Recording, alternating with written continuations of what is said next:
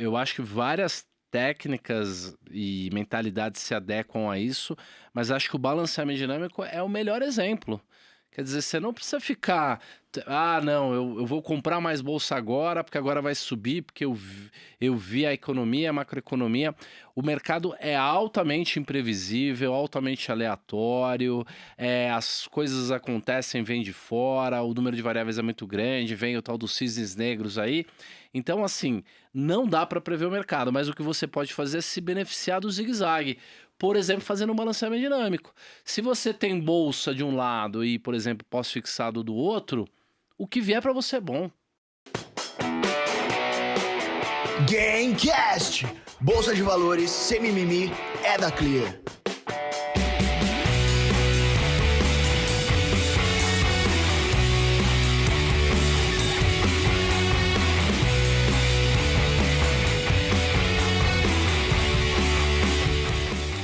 Fala pessoal, seja muito bem-vindo a mais um Gamecast. Aqui a gente fala de bolsa de valores sem mimimi.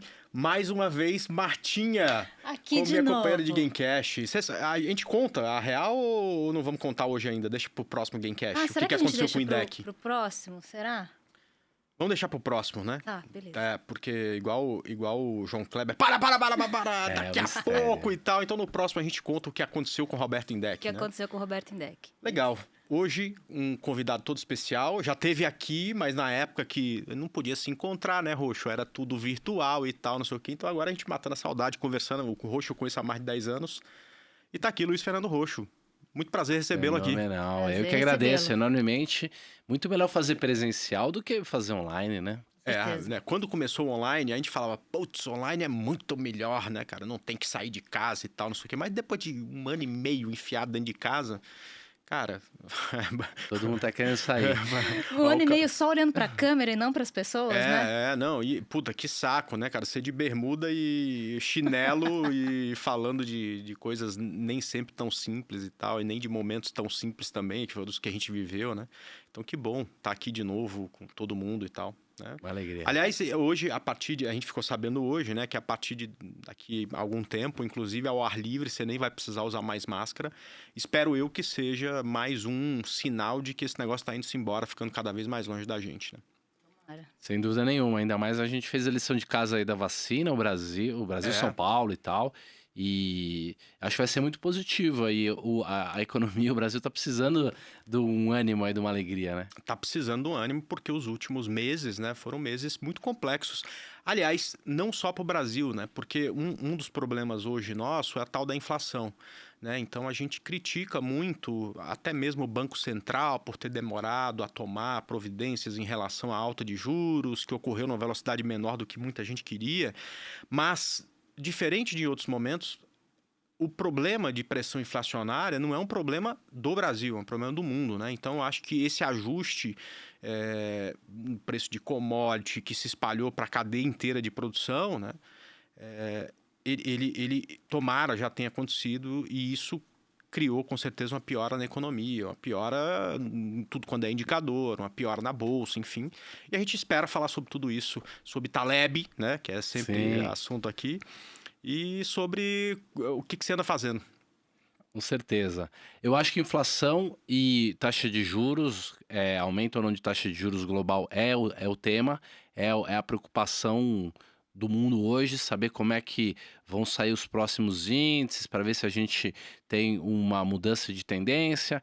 Cada economia está com uma velocidade diferente. O Brasil sempre foi muito bom de corrigir preço, andou na frente. Aqui a gente teve o dólar subindo junto com as commodities, né? Então teve aumento das commodities e do dólar, duplicou, gerou uma pressão maior ainda. Muito contrato aqui também automatizado, tem aquela coisa da inflação inercial, mas eu sou desses que acreditam que, por mais que ela possa permanecer mais um pouco, é uma inflação temporária. Tomara. Não só no Brasil, como no mundo inteiro, né? Porque Sim, no mundo inteiro. Isso cria problemas para o mundo inteiro. E aí, quando o mundo se complica por sermos mais frágeis que... Aqui acorda a história, primeiro e mais forte. Né? Exato, né? É exatamente isso. Cara, a última vez que a gente se falou, o mercado estava se recuperando da pandemia, bolsa 130 mil pontos. E há 6 meses a bolsa começou a cair, hoje está perto de 100 mil pontos. Quer dizer, não que seja uma queda gigante que a gente nunca tenha visto, aliás, já viu várias vezes. O mercado está assim, tá assado, a gente já viu várias vezes. Você está no mercado, a gente já contou sua história aqui, né? Há muitos e muitos anos, né? Até antes de mim você já estava no mercado, de pregão viva voz, enfim. Mas como é que foram esses últimos meses para você, enfim, para os seus alunos, para a sua carteira, para a sua asset, para todo mundo aí que você está ligado? Esse movimento que ocorreu ele é incomum, porque houve uma queda de mais de 20%, então é um bear market, é uma grande queda, mas ela foi lenta. Ela levou 6 semanas. A gente diz que o mercado costuma subir de escada e cair de elevador. Ele costuma cair rápido. E ele veio caindo lentamente. Isso é ruim, por exemplo, para quem tem uma carteira de ações e compra seguro. Sim, que é uma das técnicas que a gente mais usa e propaga. Porque o seguro não aciona, porque não cai rápido o suficiente para acionar o seguro, porque a gente compra o pozinho lá fora do dinheiro. E ao mesmo tempo o portfólio cai. O benefício é que a gente é muito conservador, faz o tal do barbell, então boa parte do dinheiro fica em caixa e a gente aproveita as quedas para ir comprando um pouco mais de ações.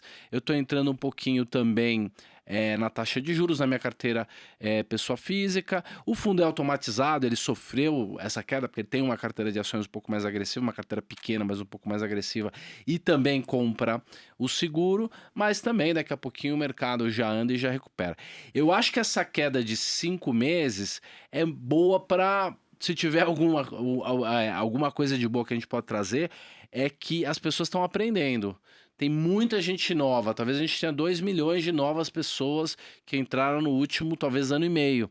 Então essas pessoas estão aprendendo que no dia que você achar que já viu de tudo, vai vir uma coisa nova, diferente que você nunca viu. Estão aprendendo a importância da reserva, estão aprendendo que não pode só comprar empresa de crescimento. Então, cada um está tomando a própria lição. O Brasil tem tudo para se recuperar, porque o Brasil nunca estraga de vez, né? Na hora que a gente acha que a gente chega na beira do barranco, mas consegue se recuperar. Consegue, mas... Se o mundo atrapalhar, talvez a gente continue caindo. Então seria uma coisa... A gente apanhou por conta própria e depois vai continuar apanhando por conta dos outros. Quando lá fora sobe, aqui cai. E aí quando lá cai, aqui cai mais ainda. Eu queria saber de você, o que você acha? Porque existe uma expectativa, né? Em anos típicos, a gente não tá num ano atípico. Nessa questão do rally de fim de ano. É aquele clima mesmo, né? A galera fica mais otimista e fim de ano e tal. Tudo bem que a gente pensar um pouquinho no cenário... Eu, particularmente, eu não fico tão otimista assim. Se você acredita que hoje, né, no cenário que a gente está, falando de psicologia de mercado, se você acredita que a massa ainda possa acreditar que o final desse ano ainda vai trazer algum alento para o investidor de ações? Esse tipo de folclore, ele é mais anedótico, né? A gente que gosta de bolsa, a gente que compra ações, a gente... gosta de olhar para esses ciclos e falar, venda em maio, compra em outubro, final de ano tem rally. Mas se você pegar mesmo séries históricas muito longas, você nem acha muito padrão. O mercado também tem uma outra característica, que é bem do mercado, que chama não estacionalidade, que é o quê? Quando você analisa dados, por exemplo, do clima, e você chega à conclusão que vai chover na sexta-feira, certo ou errado, você não interfere na chuva. Sim. Vai chover e você não interfere. Ou não vai chover e você também... Tudo bem. No mercado financeiro, quando o mercado inteiro faz uma análise quantitativa lá, analisa os dados e chega à conclusão que na sexta-feira pode ser que chova, como todo mundo se antecipa, acaba chovendo na quinta ou acaba não chovendo. Então, assim, esses movimentos são como dunas, eles se mexem. Por exemplo, durante vários anos no Brasil você tinha o padrão do último dia do mês ser dia de alta por causa das cotas, dos gestores, e depois, se você fizer o estudo dos últimos anos, o penúltimo dia do mês tem sido melhor que o último. É engraçado, né? Porque todo mundo se antecipa, né? Porque a galera... Você quer ver uma outra coisa que deu certo durante muitos anos? O último pregão do ano é muito positivo porque o cara quer terminar com fundo, com a cota lá em cima, então ele puxa aquele ativo que ele tem mais em carteira. Cara, e durante os primeiros anos de bolsa, até, sei lá, 2012, 2013, isso, cara, era impressionante. Eu tradeava o leilão de fechamento do último pregão do ano. É. Depois de 2013, cara, isso, cara, passou a não funcionar mais, né? Então, vai mudando. Os padrões são reconhecidos, as pessoas agem sobre ele e elas mesmas mudam o padrão. Então, assim, eu até acredito que se a gente conseguir fazer um acordo lá no Congresso, no Senado e passar os precatórios e de alguma maneira ficar claro que a gente não estourou de fato o teto, eu acho que a gente pode ter um final de ano melhor. Mas faz muitos meses que tá caindo, né? Aliás, fez topo e nunca mais a gente viu um fundo bem feito ali no Ibovespa, né? A gente estava Exatamente. falando disso agora há pouco aqui. Agora, um ponto que você tocou é o seguinte: essa prova de fogo para o investidor que chega no final de um grande bull market, ele acontece desde que bolsa é bolsa e tudo mais. O problema é o número de investidores que se tem agora e que em outros momentos não tinha. Por exemplo, eu não sei a sua prova de fogo quando foi. A minha foi em 2008, né? Que eu estava lá, depois de 2002 a 2008 o mercado só subia. Chegou em 2008, ele começou a cair, a gente nunca tinha visto aquilo. E em 3 meses o mercado caiu 50%. Se eu não me engano, do topo ao fundo foi 60% de queda do Ibovespa. Sim. Ok, prova de fogo, consegui sair vivo dali, comprei bolsa, em 2009 o mercado subiu 100 e tantos por cento, quer dizer, tá perdoado, pronto, acabou. Né? O cara que entrou pré-pandemia, ele já tinha tido uma prova de fogo, mas foi meio mequetrefe, porque o que acontece? O mercado, a dor, ela vai aumentando com o passar do tempo, né? Então, se você comprou hoje, caiu hoje, mas subiu amanhã, então é uma dorzinha. Mas pode cair até com bastante intensidade, mas se volta no dia seguinte, assim, você não sente tanto. Então, na época da pandemia, o mercado desabou, mas 2 meses depois ele estava rompendo o topo de novo, entendeu? Dessa vez não. Você tem agora mais gente que começou há pouco tempo, mais gente mal comprada, né, em 110, 120, 130 mil pontos. E você tem uma queda dolorosa. O mercado nem parece que vai cair roxo. Eu não consegui. Até agora, eu não conversei com ninguém. Até na internet, todo mundo ganha, né? Sim, no Instagram, todo mundo ganha. só Mas tem jeito. meus amigos que são de verdade, né? Você e gestores, pessoal de casa de research, enfim, que não conversei com alguém que falou, cara, eu consegui ganhar muito bem com essa queda, porque não parecia que ia cair. Por quê? Porque bolsa não cai desse jeito. Ou as últimas quedas de mercado não foram desse jeito, foram quedas muito melhor orquestradas e tudo mais e tal, não sei o quê. Mas caiu. E o que é mais interessante, e talvez isso aumente a dor do investidor, é o seguinte: você está falando que o Ibovespa caiu 20 e poucos %. Mas, cara, as ações que são, entre aspas, da moda, Marta, elas caíram 50, 60, né? E tem muita gente trazendo essas ações desde os topos, sem saber o que está fazendo, porque o cara batia no peito e falava, eu sou trader. Mas aí na hora do stop o cara fala, não, essa aqui eu vou deixar pro longo prazo. E aí não estopou, né? Ou eu sou buy and hold, mas nunca tinha visto o mercado cair. Agora o cara é buy and hold, mas quer desistir de mercado porque tá caindo, entendeu? Então que ele tá não tinha nem mudando as suas convicções, ele tinha que estar feliz porque ele vai comprar alguma coisa que ele estudou e que tem valor pela metade do preço agora, né? E não querendo sair da operação. Então tem muita dor e muito medo nesse momento, acho eu. Mas enfim, eu tô dando minha opinião aqui, não sei se você... Eu também acho, mas da mesma maneira que a gente teve em 2012 a 2015, foi uma coisa um pouco assim, o mercado caindo lentamente. Eu acho que isso é um bom treinamento, porque não é aquela catástrofe que a gente viu em 2008, não é aquela catástrofe que eu passei em 98, por exemplo, 97, 98.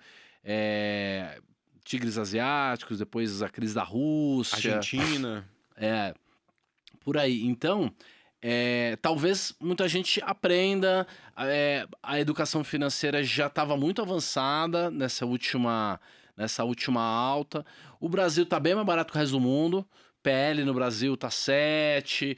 E eu tenho visto pessoas um pouco mais casca grossa agora. Então, eu acho que Aquela pessoa que não tem o cérebro para isso, para o longo prazo, para aprender a sentir dor, para depois ter a recompensa no futuro, essas pessoas de fato estão saindo. Mas o grupo de investidores que ficar aí vai ficar com preço médio muito bom e acho que vão ficar mais calejados, uma espécie de uma vacina aí, né? Vacinados contra excesso de otimismo e de narrativa.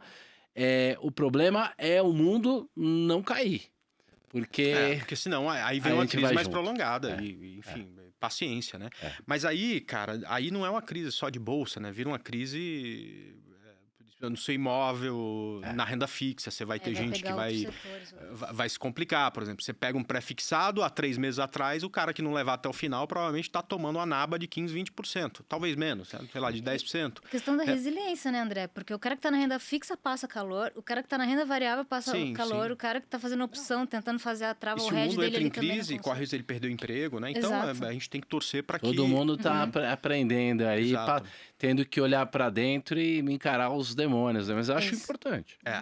Porque até agora, essa leva nova de investidores que chegaram na Bolsa, sim, são dois. Eu não sei se você pensa da mesma forma. Eu penso que são dois os sentimentos que o cara tem que aprender a dominar.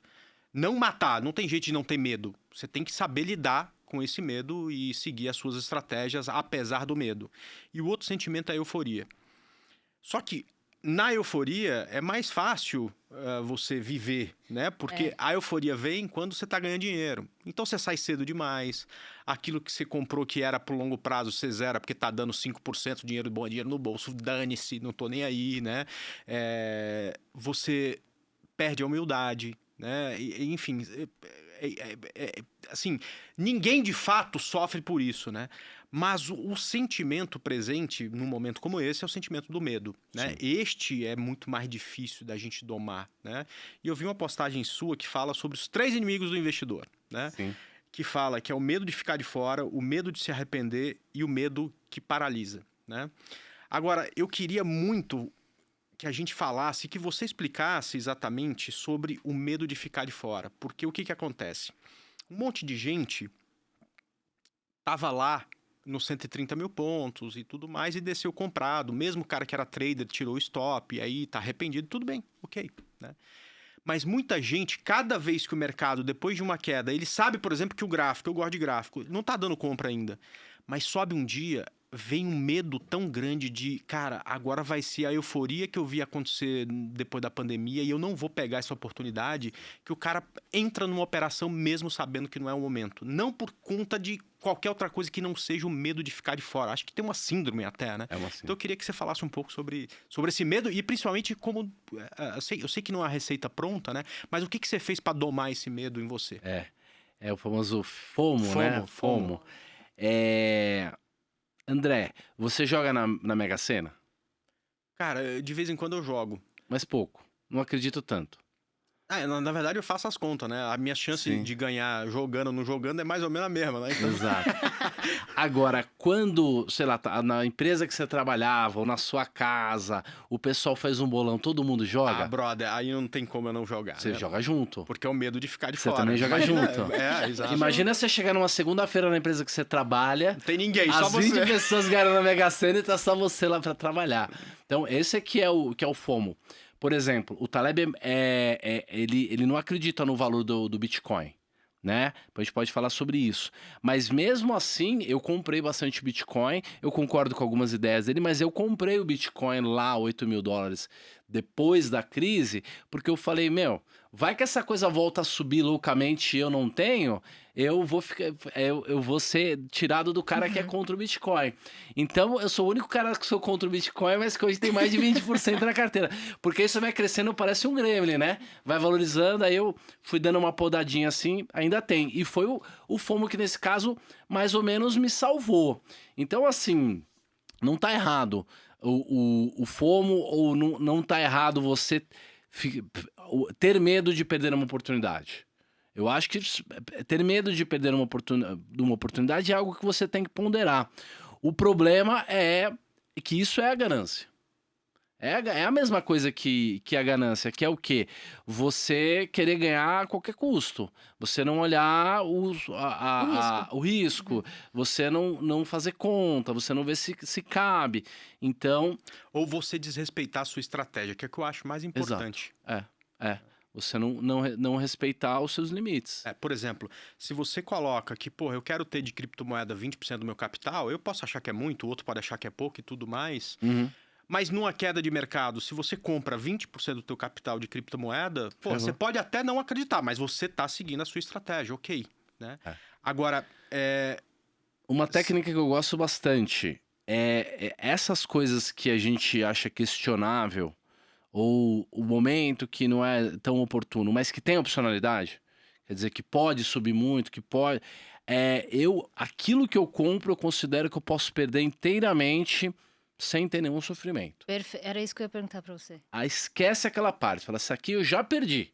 Não dói. Se sobrar alguma coisa dessa parte, é lucro. Então, eu acho que isso é uma postura muito boa para você não sofrer com a perda, com o mercado voltando. O apego, né? Você já está sofrendo antes mesmo da perda. Né? exatamente. Acho que esse FOMO, esse medo de perder a oportunidade, ele acontece pra cima e pra baixo. Inclusive, ele faz parte do movimento do exagero, né? A gente Sim. vê isso muito no É. Bitcoin, né? E ações, enfim. Pô, não, termina aí, depois eu quero dar um exemplo. É que ele pegou o Bitcoin em 8 mil. Eu me lembro também de ter comprado em 7 mil e alguma coisa. Eu saí bem logo ali, 10 e pouquinho. Então, a gente deve ter comprado na mesma época. Acho que foi Sim. 18, por ali. Tava por ali. Não, agora, depois da última queda em 2020, Na pandemia. depois da pandemia. Ah, tá. Depois da pandemia. Tá. É. Nossa, você pegou aquele... Sim. Sensacional. Na casa da pandemia. Então, esses movimentos, eles alimentam o próprio movimento, né? É uma Sim. pessoa que entrou antes, que estava com esse receio de perder o movimento. A outra pessoa chegou atrasada e entrou lá em cima com medo de perder o Eu movimento. acho que a pior situação do FOMO é atrasado.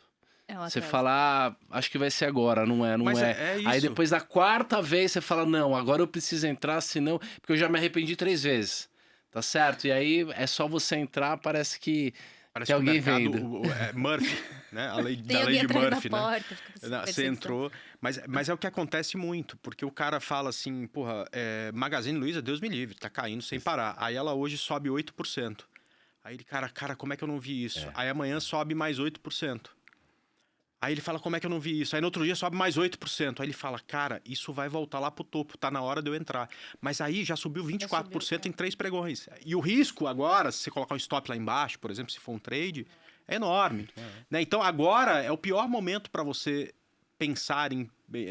Por isso que eu acho que é o seguinte, cara, eu me lembro de sair de casa muito cedo e uma das coisas que meu pai falou é, ó, na vida não pode perder oportunidade, porque não vai aparecer muitas. Aí eu vim parar no mercado de ações, velho, que tem uma oportunidade por dia. Tem algumas que não dá para perder. Por exemplo, bolsa neste preço que tá hoje é alguma coisa rara de ver. Sim. É claro que o que está sendo precificado não é esse balanço que acabou de sair, né? As pessoas já estão falando assim, cara, daqui a um ano não vai ser esse o balanço que essa empresa vai entregar. Então eu vou vender ela a descoberto e tal, não sei o quê, porque vai ter uma piora no balanço. Se não vier essa piora, eu acho que a bolsa, num próximo momento, não sei quantos meses, porque eu não tenho poder de prever o futuro, mas vai dar uma porrada para cima. E talvez esse vai ser, para acúmulo de dinheiro por longo prazo, uma oportunidade tão boa quanto a gente teve na época da pandemia. Talvez não tão boa, porque retorno de investimento tem a ver com o tempo. Eu acho que isso vai acontecer num tempo muito maior do que foi na pandemia, que voltou tudo em 2, 3 meses. Mas, pensando no gráfico, eu tenho que esperar essa condição aparecer no gráfico, porque se eu vou naquela uma só com medo de eu perder a oportunidade, eu acabo desrespeitando uma estratégia que eu sei que é o que vai me levar lá para frente, né? Então isso acaba Quem sendo tem uma extremamente ruim. técnica tem que seguir a técnica, com certeza. Eu gosto muito de uma técnica que é o balanceamento dinâmico, ou rebalanceamento de portfólio, a mesma coisa. Ela é ideal para quem não mexe com derivativos, quem não tem tanto tempo, não tem tanto dinheiro. Explica um pouco, assim, se for... Se não, É simples. É simples? Então É. eu queria porque eu faço isso com a minha filha também, na Sim. carteira da minha filha. Sim. Vamos imaginar que a pessoa tenha, sei lá, R$ 1.000, certo? E ela não queira fazer um stock and pix, ela não quer escolher as melhores empresas. Ela vai comprar, ela vai investir, digamos, no BOVA 11. Ela precisa ter algum outro ativo livre de risco, junto com o BOVA11, né? É um teorema chamado teorema dos dois fundos separados. Então, se você tem ativos de risco de um lado e ativos livres de risco do outro lado, você consegue se beneficiar ali do zigue-zague e você também consegue eliminar o risco de ruína, né? Supostamente um ativo de risco, por mais que a probabilidade dele cair no 80%, 90% seja pequena, ele poderia cair. O ativo livre de risco do outro lado, essa possibilidade não existe. Então seria, por exemplo, um Tesouro Selic, para a gente falar de Brasil. Então, do lado, Tesouro Selic, que é um título público pós-fixado, com liquidez diária, está rendendo aí 7 e poucos %. Do outro lado, BOVA ou algum ativo de bolsa. BOVA, que é o ETF do É Ibovespa. o ETF que né? replica perfeitamente o Ibovespa e custa 0,10% ao ano, que é um valor assim, quase irrisório. A ideia qual que é? Se você tem 50-50 para facilitar a conta, então, se o mercado subir, o que acontece com os 50% da bolsa? Aquele lado da bolsa que tinha 50%. Ele vai aumentar para 51%, 52%, 53%, 54%. Então, a participação relativa dele vai subir acima dos 50%, que era o teu ponto de equilíbrio. Então, em algum momento, você vai conferir como estão as duas carteiras. Uma delas vai estar com a participação relativa maior do que a outra, mais que 50%. E aí o que você vai fazer? Você vai vender aquilo que está a mais e vai comprar no ativo que não teve um aumento tão grande da participação relativa ou até caiu, por exemplo. Então, se a bolsa subir demais, for para 55% da participação relativa, você vende aquele 5% que está a mais e compra na renda fixa pós-fixada. Depois, se a bolsa cair 1, 2, 3 anos, a participação relativa da bolsa for para 40%, digamos, por exemplo, que é o momento atual, você naturalmente vai ter que repor os 40% e voltar a ter 50%. Então, o Investidor Inteligente, que é o livro do Benjamin Graham, descreve essa técnica lá no capítulo 9, e ele chama de rebalanceamento, e ele fala para você fazer uma vez por ano, que é legal que você não precisa ficar também operando toda hora. Agora que é mais fácil operar, que tem mais empresa e tal, a gente chama de rebalanceamento dinâmico, que é o quê? Você define um limite. Chegou em 55, eu ajusto. E é assim que você faz. Pode ter no Excel, pode ter numa plataforma, tem plataforma que já faz isso hoje. E qual que é a vantagem? Que é o que o Benjamin Graham falava. Você vai fazer aquilo que todo mundo deveria fazer no longo prazo. Comprar na baixa, barato, e vender na alta. Tá certo que pode continuar caindo, mas você vai fazendo ali o seu rebalanceamento até voltar. Então, por essa técnica, as pessoas deveriam estar comprando bolsa agora e saindo do pós-fixado. Você sabe que eu uso para minha filha uma coisa, assim, é um pouco mais... eu tenho mais caixinhas do que apenas duas, e é natural que você tenha. Você tem uma explicação muito simples, né? Sim, sim. Então, 20% dólar, 20% bolsa, 20% fundos imobiliários. Eu, particularmente, não sou tão fã, mas para ela, que ainda está com capital pequeno, é muito melhor do que especular com imóvel, né? Sim, sim, sim. E 20% cripto e 20% reserva de oportunidade para uma excelente oportunidade. Perfeito. E a gente faz esse... Porque é o seguinte, antigamente se propunha fazer esse rebalanceamento uma vez por ano, porque as taxas eram muito altas, mas hoje elas são beira zero, né? Sim. Então a gente faz todo mês, né? A gente tenta aportar e esse aporte vai para já fazer pra caixinha que tá faltando. Exatamente, fazendo esse rebalanceamento. Cara, é uma coisa sensacional. Né? Eu estudo esse tema desde 2009, eu já fui simulador, tenho um simulador de balanceamento dinâmico, eu já montei ferramenta, ensino isso há muito tempo. E olha, um balanceamento dinâmico básico, bem feito, vai melhorar o teu alfa em 3 a 4% ao ano. Fala, 3 a 4% ao ano parece não é nada, não. Não, claro que é. Pô, tirando a inflação e tudo, você adicionar 3 a 4% ao ano é muito bom. Acima da média entre bolsa e o ativo. Então você pega a média dos dois e você teria mais ou menos 3 a 4% ao ano acima da média, o que é legal, porque se você fizer 50-50, por exemplo, você vai ter a metade da volatilidade da bolsa com 3% ao ano a mais de retorno. É muito bom. O retorno geométrico, que é uma medida importante. Cara, tem mais uma coisa que eu tava fuçando aqui nas suas redes sociais e que eu gostei bastante e eu queria falar com você. Eu tenho horror a gente que fala assim, mas eu não reclamo de ninguém, que eu não falo mal de ninguém. Se não é para falar bem, eu prefiro não falar e guardar meu tempo, minhas energias para quem eu posso ajudar.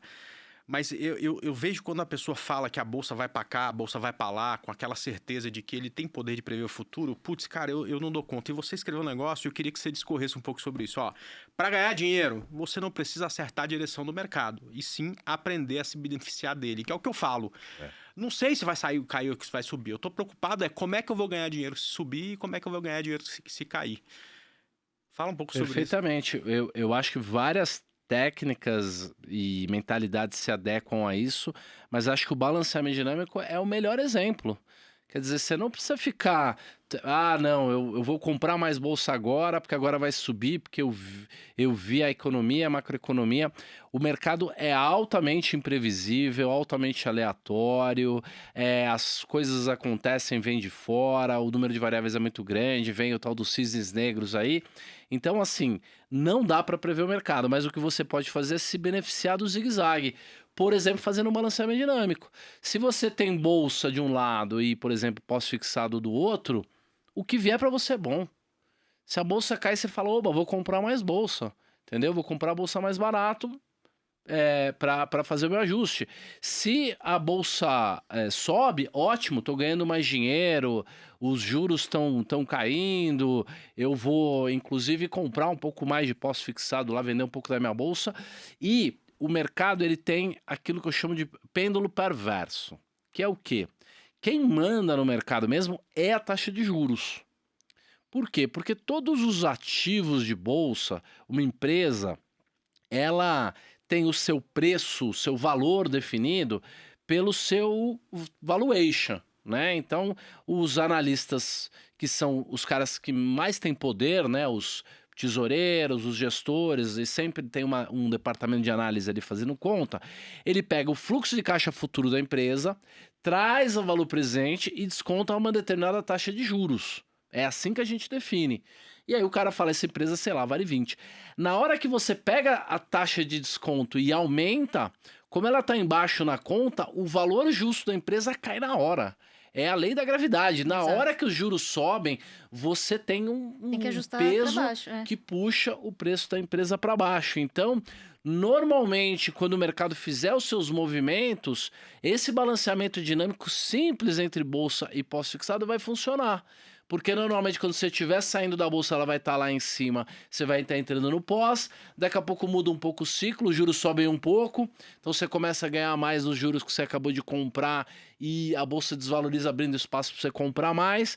Então você não tem que acertar o movimento, você tem que estar exposto de uma maneira que você se beneficie. E tendo esse tipo de exposição em que você aceita ter um pouco mais ou um pouco menos uma classe de ativo, qualquer movimento te deixa feliz. Muito bom. É isso aí. Que aula, hein? Que aula, pois Meu é. Deus do céu, né? E aí, isso me faz pensar, você falando assim, o trader é um negócio... Cara, a gente pega a curva de juros hoje, ela tá muito mais à frente, é aquela história de expectativa, né? Então o mercado tá sempre à frente, ela tá lá em cima, enquanto os juros ainda não estão. Quer dizer, se espera que daqui a 6 meses, 1 ano, 2 anos, 3 anos, os juros estejam num patamar elevadíssimo, né? Voltando, eu achei que nunca mais ia ver o juro brasileiro a 14,25, como foi até 2016, né? Início de 2016. E, cara, o juro futuro precifica essa volta para os 14%, né? Agora, isso, de certa forma, já está embutido no valuation que hoje se tem, né? Então... essa, Por isso que as mesmo empresas os caíram juros, bastante. exato, Né? mesmo que os juros venham para os 14%, isso já está no preço dos ativos. Quer dizer, pode ser... Quer dizer, só se piorar ainda essa percepção de ter que aumentar ainda mais a taxa de juros, é que a gente poderia cair por conta disso. Mas isso já fez preço. Não é que vai fazer... porque se na próxima reunião o juro subir... Cara, isso já está no preço, né? Não só isso, a gente exagera tanto para cima quanto para baixo. Claro, exato. O ser humano tem a tendência de o mau hábito de confundir o passado e o presente com o futuro. Então você vê 3, 4 candles subindo e fala, não, vai subir pro resto da vida. Ou você vê 3, 4 candles ou uma verdade. tendência de que, não, agora vai cair pro resto da vida. Porque no passado, quando a gente morava nas cavernas lá, isso era bom. Porque você reconhecia um padrão, isso era bom pra você. Ah, sempre tal mês chove, à noite fica escuro, se você dorme lá não sei aonde, o bicho te pega.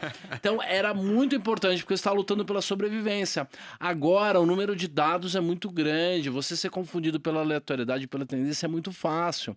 Faz 32 semanas que o Boletim Focus erra. O Boletim Focus é um relatório semanal que os economistas meio chapa branca aí, né, que são mais amigos do governo, fazem lá uma previsão da economia. Eles estão errando esse ano 32 semanas, quer dizer, esse ano deve estar com 40 semanas, então erraram quase todas. E não seria difícil errar o contrário também. Os juros já começar a fazer a curva antes e todo mundo que está muito pessimista tem que se ajustar, porque o pêndulo vale para cima. Se a expectativa de juros cai um pouquinho, o mercado já sobe rápido. Cara, mas você tá falando é o reflexo do que a gente vê todos os dias. Deixa eu falar aqui um negócio que é a tal da super ciclo das commodities, principalmente com minério de ferro.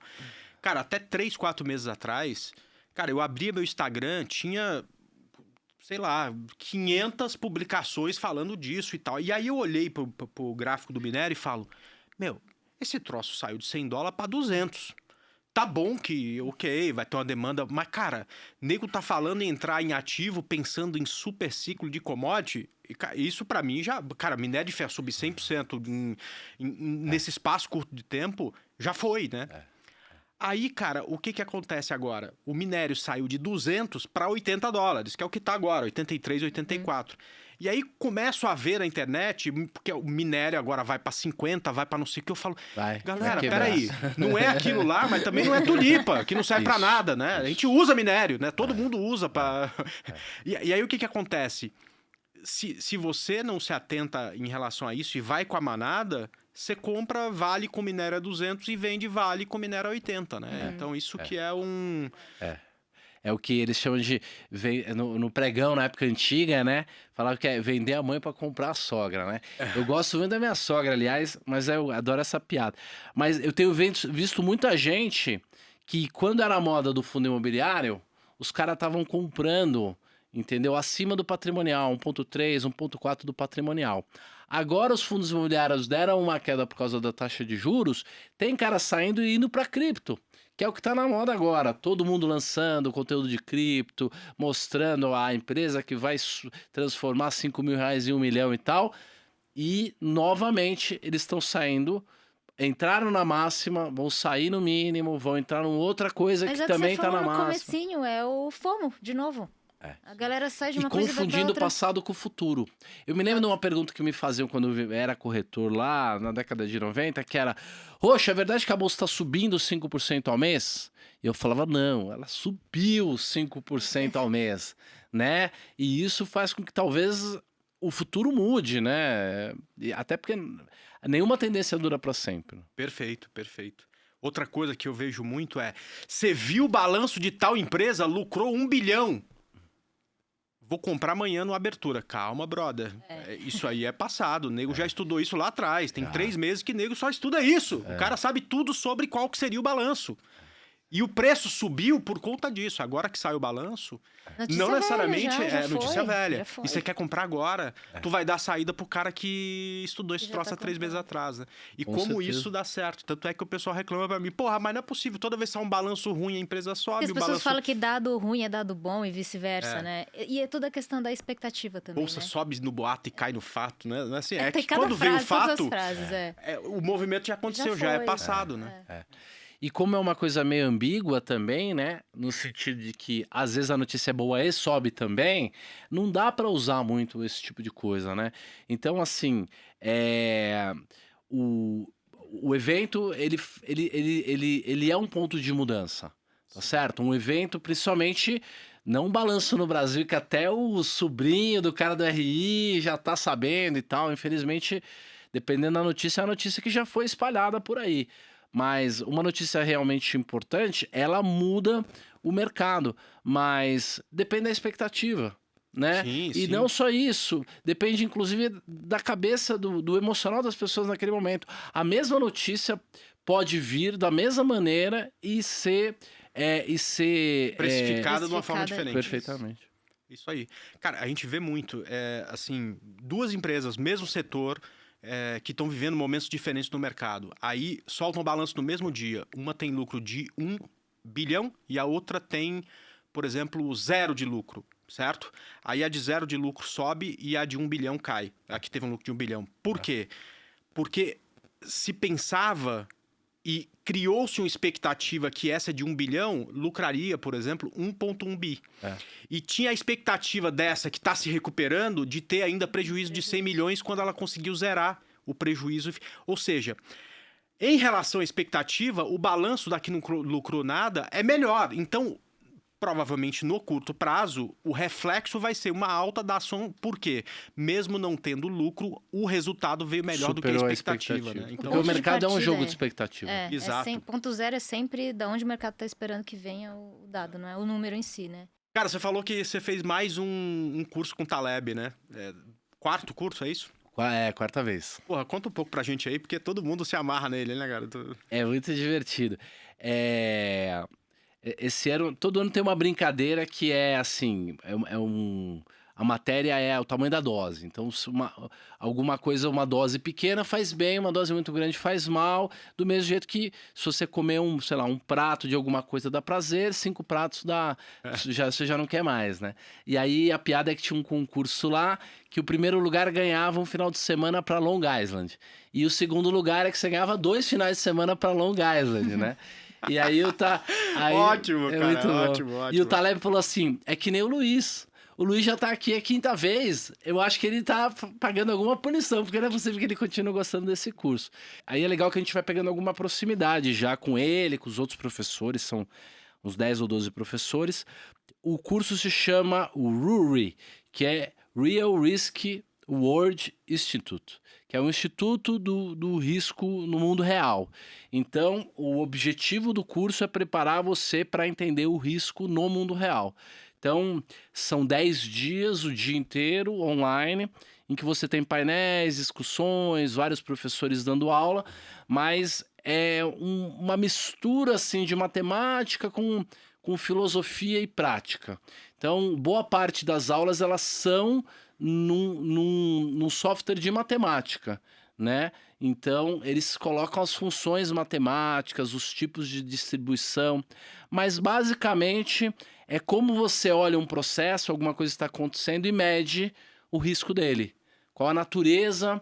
Então, a gente fala de distribuição matemática, a gente fala de risco, de limites. Então, é muita matemática, mas também muita filosofia, muitas regras de vida, e talvez 20 ou 30% dos exemplos apenas sejam de finanças.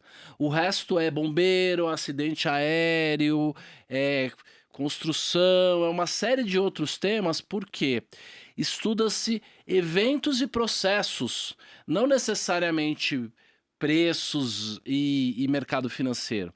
Preços e mercado financeiro são só mais um tipo de processo que existe no mundo real, na natureza. E é legal que, assim, para a gente discutir um problema ou um evento, a gente olha 5 exemplos de áreas diferentes da natureza e um deles é o mercado financeiro. E é legal porque você acaba descobrindo quais são as ferramentas certas para você olhar um problema. Então eu acho que eu venho me especializando em resolução de problemas e tomada de decisão frente à incerteza.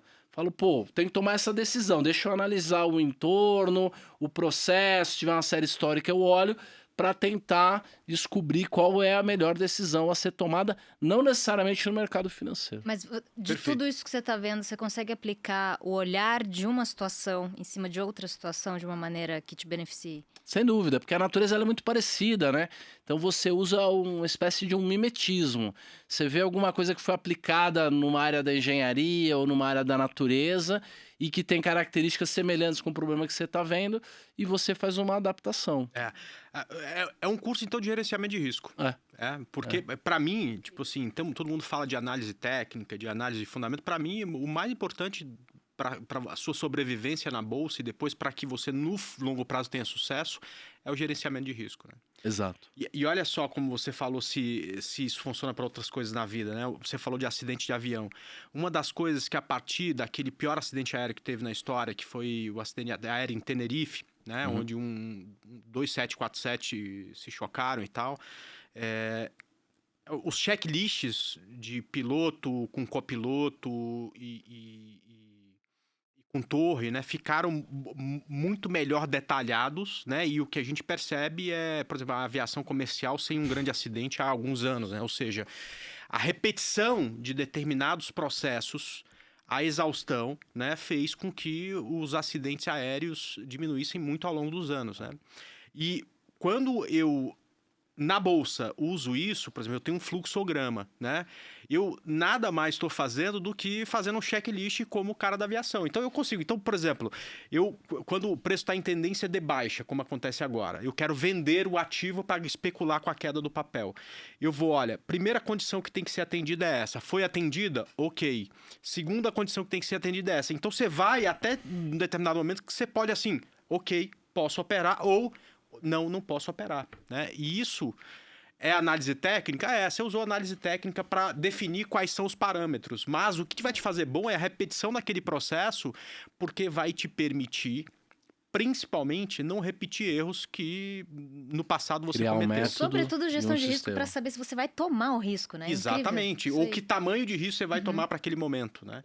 E aí, o que vai te faltar é a experiência para você saber identificar onde estão os Criar riscos. checklist. Não é o cisne negro, porque o cisne negro, e aí se eu tiver errado, com certeza pode me corrigir, é o risco que você não sabe que existe, né? A gente não vê, né? A gente não vê, mas erros ou riscos que eu já vi anteriormente acontecer, eu não vou repetir aquilo. Vou dar um exemplo.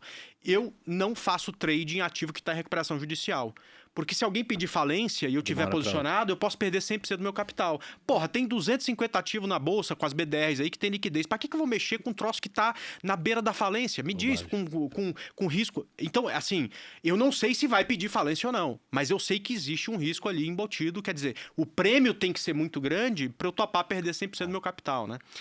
Agora, tem riscos que a gente não conhece, é o tal do cisne negro. Aliás, uma postagem sua, que eu vou olhar aqui no meu celular, porque eu quero replicar exatamente aquilo que você escreveu, o Brasil dá certo, seria um cisne negro? Você pergunta. Muito bom. Porque a gente tá sempre tão perto de dar errado, né, cara, que de repente dar certo seria um cisne negro. Muito bom. Primeiro, assim, uma das aulas que a gente tem lá no curso, de fato, é do engenheiro aeroespacial, contando como é que eles fazem para analisar risco, avaliar e aprender no processo. Um acidente aéreo diminui o risco do sistema aéreo, porque eles aprendem, porque são independentes, um avião não é interdependente do outro, e eles vão lá e investigam detalhadamente cada detalhe para diminuir o risco do sistema como um todo.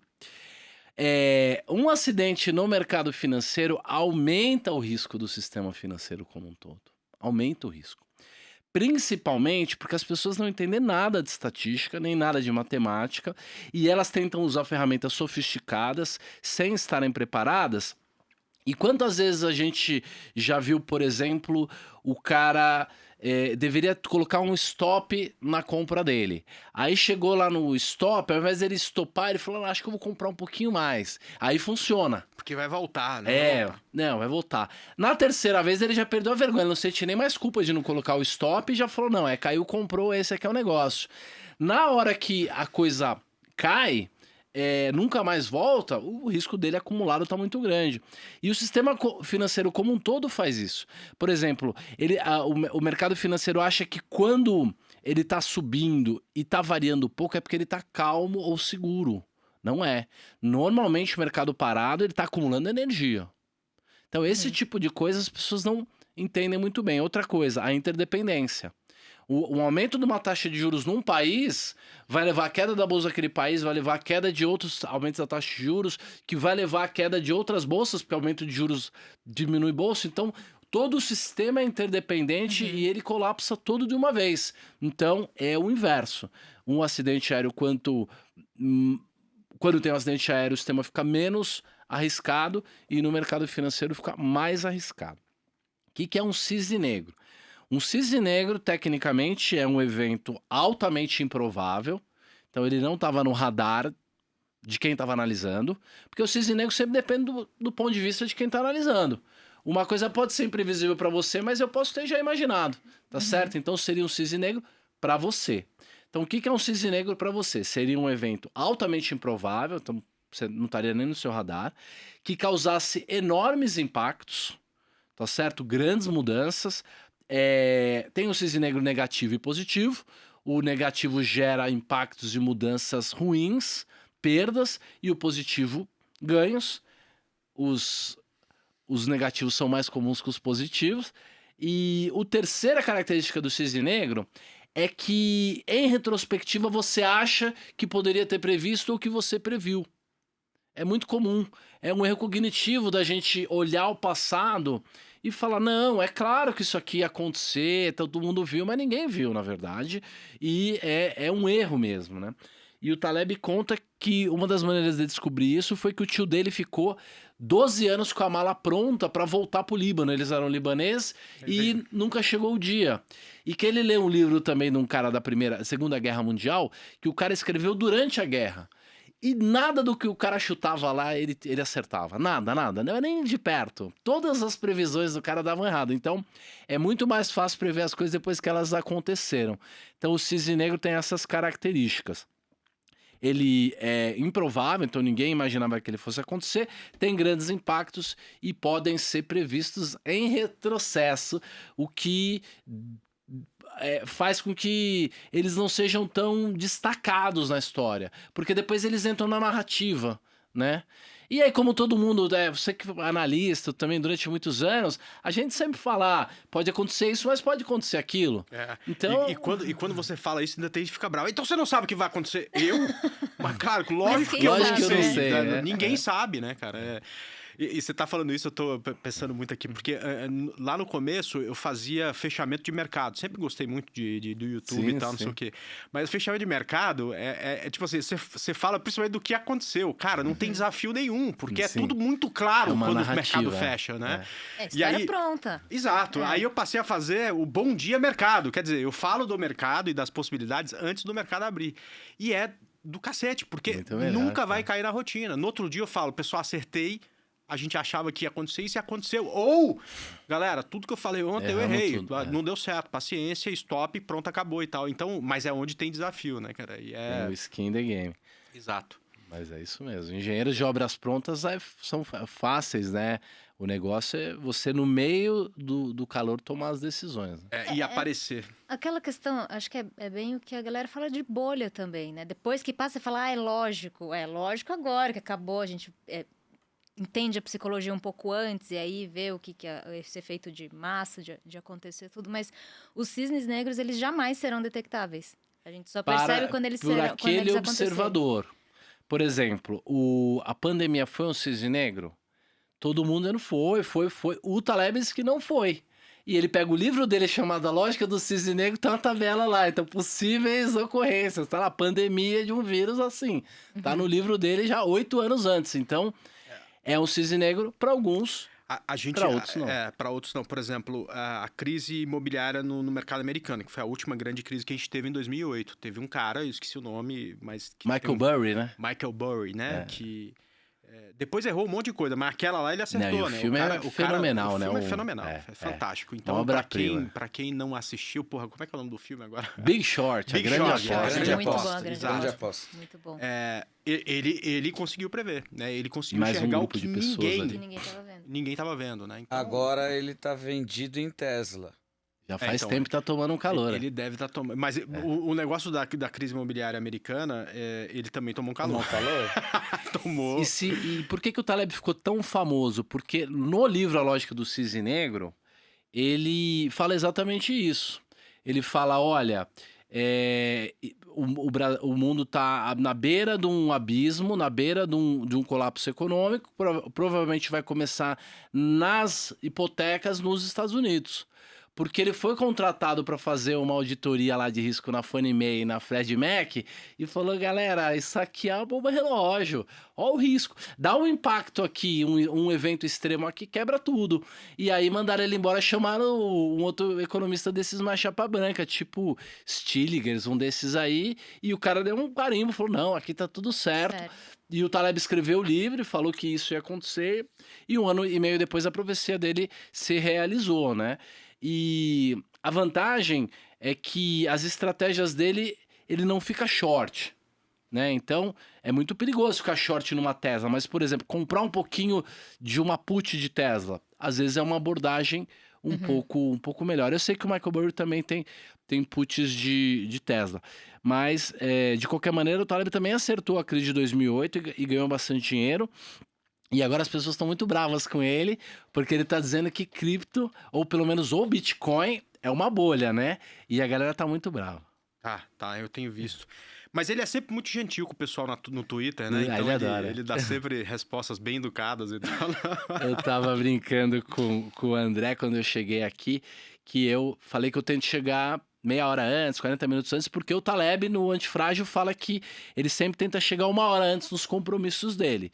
Que isso é bom porque ele nunca perde um compromisso, ele nunca fica nervoso para chegar, e também é interessante porque ele vai para um café e fica ali num café lendo o jornal e ofendendo umas pessoas no Twitter. Ele fala assim no livro mesmo. Então, é a diversão dele pegar a galera que nem xinga, né? Mas que fala mal dele lá, e ele fala imbecile, depois fucking idiot, e que foi com o grande Urich, e agora com o super Barbosa, né? Como é que é o nome dele? O Bruce Barbosa também Eles escreveu, brigando no Twitter. falou, né? a porcaria do Taleb não funciona pra nada, e o Taleb como é que é? Idiota e mentiroso. Não, Então, e é engraçado, né, cara? Porque ele se dá o trabalho. Como é que esse cara... Imagina o tanto de citação que deve ter por dia dele, né? Eu me complico com rede social. Imagino ele que sei lá, tem uma rede social, sei lá... Mas pelo jeito é o passatempo dele, ele gosta de ficar 1 hora sei lá, lá. ele chegou 1 hora antes, né? Encaixa de outro Então, jeito, deixa eu a xingar. coisa Quem que eu vou toda. xingar hoje, né, cara? Pode ser, sim. pode ser. E ele fala que, inclusive, é uma técnica de marketing, e ele cita o Voltaire, não sei o que ele é muito educado, e acho que essa galera também gosta de brincar, interagir com ele. É quase uma honra ser ofendido pelo Taleb. Muitos caras já falaram isso. Fui ofendido pelo Taleb, quanta honra, tal. Eu já levei umas repreensões dele, porque ele é um cara meio durão, assim, né? Então, no curso, várias vezes eu falava Mr. Taleb, e ele falava I'm not Mr. Taleb. Eu falava, pô, eu vou chamar o cara do quê? E depois eu percebi que o pessoal chamava ele de Nassim. Então ele gosta de ser chamado de Nassim. Mas ele tem essa personalidade bem forte assim, mas como eu tava te contando, ele é uma pessoa muito gentil. Ele é uma pessoa muito agradável. Por exemplo, ele fala no livro dele que você tem que tratar bem as pessoas mais simples, que não vão ser reconhecidas, no final do ano ninguém vai dar presente lá, vai passar o final do ano trabalhando. E eu já vi ele 3 ou 4 vezes chegando num lugar e pegando as pessoas que estavam lá no cabo, servindo o cafezinho, limpando o chão, e perguntando, como é que você chama? Pô, que legal e tal. E meia hora depois voltando lá e falando tchau, tal pessoa. Ele fazia questão de lembrar. Eu fui num café da manhã aqui em São Paulo que o Taleb foi, que era pra casa, que era pra ele o café da manhã, num apartamento pequeno. E aí eu cheguei lá, falei, pô, cadê o Taleb e tal? Será que vem de segurança e tal? Ele chegou sozinho de Uber, passou no supermercado, ainda comprou um queijo da região dele lá, levou o queijo no café da manhã. Foi na cozinha, perguntou o nome lá do pessoal que estava trabalhando. Na hora de ir embora, agradeceu cada um dos dois lá. Ainda fui embora com ele de Uber, fomos trocando ideia. Então, assim, é um personagem que ele faz, assim, numa espécie de um mafioso, Big Boss, assim, no Twitter. E ele se diverte com isso. Mas no Twitter prod, como diz o Breia, né? É a cracolândia das redes sociais. É verdade. Mais do que isso, assim, eu acho que criticar um paper precisa ser feito num paper. É assim que você critica um trabalho acadêmico. E assim, eu li e conheço bem o livro de matemática do Taleb, que é o livro técnico. Tudo isso que ele escreveu é a obra dele literária, e ele tem um livro técnico que explica as ideias dele. 99,5% das pessoas do mercado financeiro não são capazes de passar da 3ª página. É matemática muito, muito, muito pesada. E os pares dele de matemática, que estão nas universidades e já entenderam o trabalho dele, dizem que ele só não ganharia a medalha Fields de matemática porque ele tem mais de 40 anos. É. É revolucionário o trabalho dele com distribuições matemáticas e tudo. E ele faz trabalho para medicina, ele tem mais de 90 papers escritos, assim, todos eles de respeito, com pares muito bons. Muito bom. Roxô, fala um pouco aí o que você anda fazendo aí, o que tem de novidade. A gente tá chegando no final desse papo, mas quer saber o que você tá aprontando aí, o que tem de novo para sair?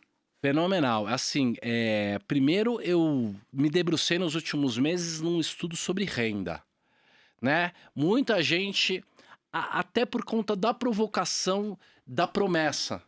Se você vai lá e fala assim, eu vou te ensinar a correr menos risco, 90% vai embora.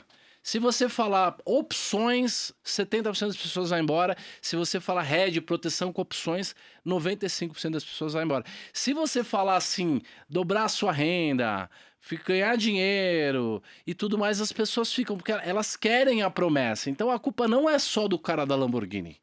Também é do cara que quer escutar o sonho. Então eu falei, pô, deixa eu só pegar esse tema renda e me debruçar usando essa matemática, usando essas modelagens, usando a minha experiência. Então eu parei 10, 12 caras lá nas minhas empresas, lá os matemáticos, lá os quantos programadores, e nós fizemos um estudo muito sério.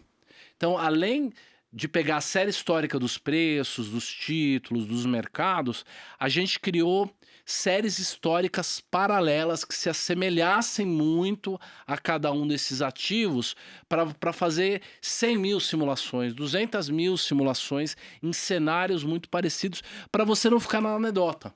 Porque às vezes foi aquele passado que causou aquilo. Se você pegar o padrão e criar vários passados, você consegue fazer um estudo mais robusto de resultado. Então eu pus fundo imobiliário, eu pus ações, eu pus ação de crescimento, ação de dividendo, eu coloquei o balanceamento, renda fixa e várias técnicas de renda, e agora os resultados estão saindo e são muito interessantes. Muito interessantes. Não uma ou duas técnicas apenas de opções, mas das 14 técnicas que eu estudei, só 2 técnicas com opções, e muito interessante. Muitas coisas óbvias, que se você fizer o certo, for eficiente, cortar os custos operacionais, não fizer overtrading, rebalancear, vai funcionar muito bem.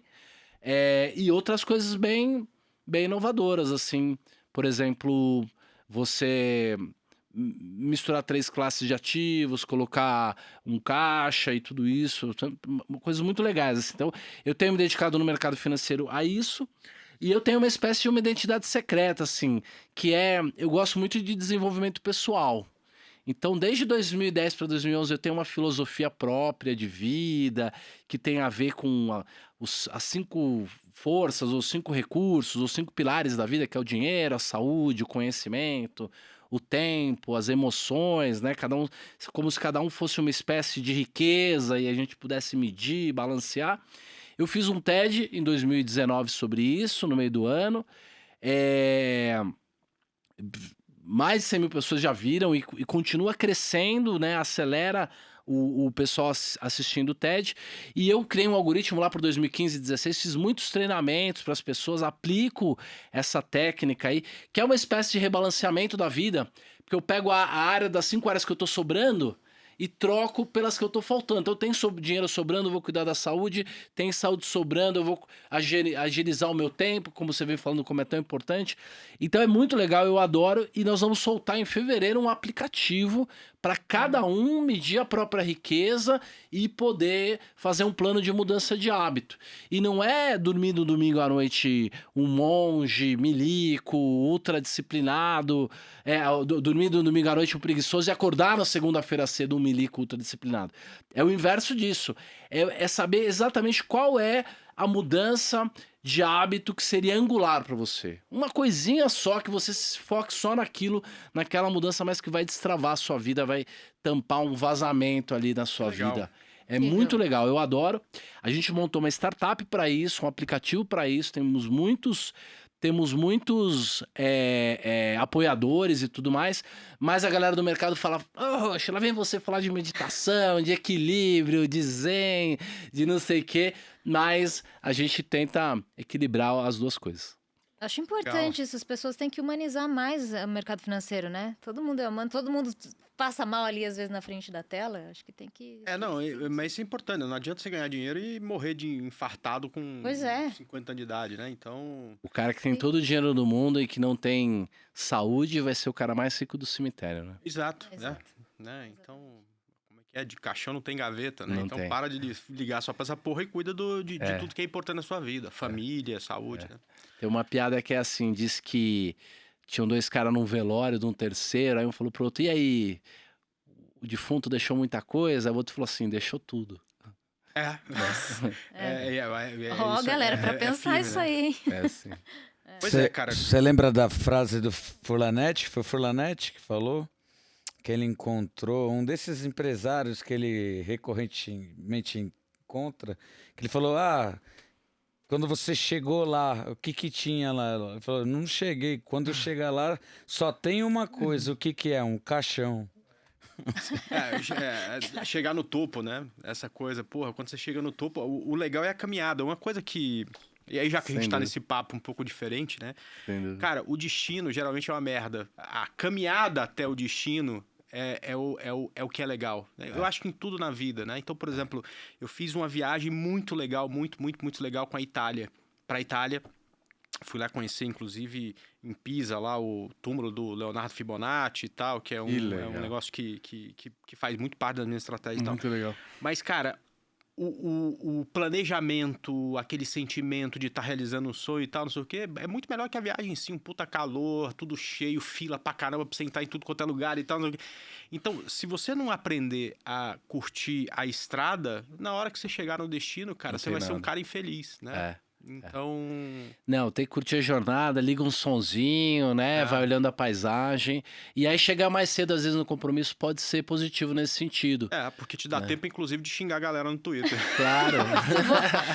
Só a última coisa que eu queria falar, porque eu gostei muito do que você explicou sobre rebalanceamento. Sim, sim. Pra galera que tem o medo de perder movimento de bolsa, que tá chegando agora. Então, eles não têm capital distribuído para ficar tranquilamente fazendo isso que você tá falando agora. Então, Sim. quem tá escutando a gente falou, cara, eu tô vendo a bolsa, tá falando com a André, ela tá andando de lado ali, mas ela não forma fundo, mas a gente não sabe se vai cair mais ainda. O que você diria para elas agora? Para aproveitar a jornada, mas também ela ter tempo de entender um pouco mais tecnicamente o que ela precisa fazer. Porque essas dicas que você falou do balanceamento, eu acho que ficou muito claro, assim. Ficou Sim. muito fácil de executar. Você já explicou tudo. Sim. Mas isso não tira a importância da pessoa continuar estudando e traçar suas expectativas até para, de repente, se ela quiser trocar de ativo ou rebalancear a exposição em diferentes setores.